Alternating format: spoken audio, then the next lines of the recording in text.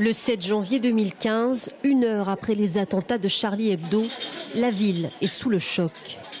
Si on arrive à là en France, où est-ce qu'on va concrètement? Il faut laisser parler la presse, la caricature doit être autorisée, il y a tout qui devrait être autorisé. La sensation d'être qu'on est atteint au niveau de notre liberté.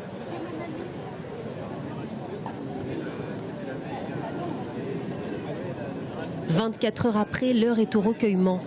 Ici, au pied de l'hôtel de ville, plusieurs dizaines de personnes brandissent des stylos et des pancartes « Je suis Charlie ».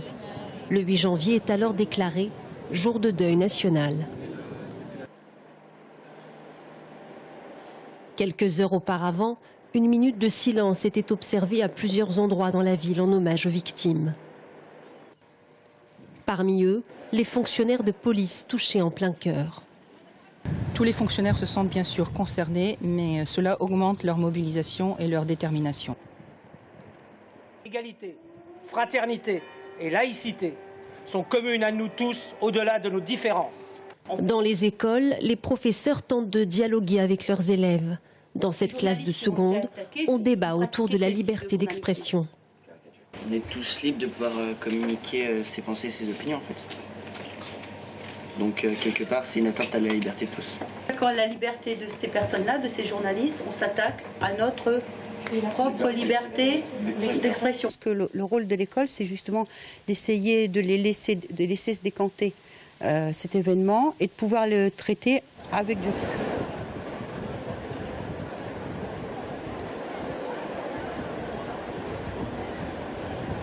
Le 11 janvier, 35 000 personnes se donnent rendez-vous place de la Liberté à Tours pour une marche blanche. Jamais un tel rassemblement n'avait eu lieu depuis la libération de 1944. Des milliers de Tourangeaux dans les rues, armés de leurs pancartes, et cela même dans les plus petits villages du département.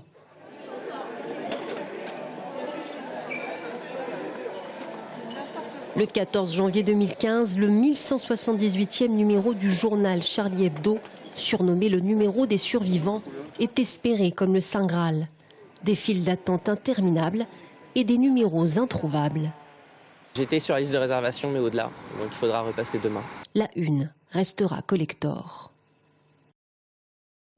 Les attentats de janvier 2015 pressent également les lieux dits sensibles de renforcer leur sécurité. En Indre-et-Loire, le niveau maximum de l'alerte Vigipirate est alors maintenu.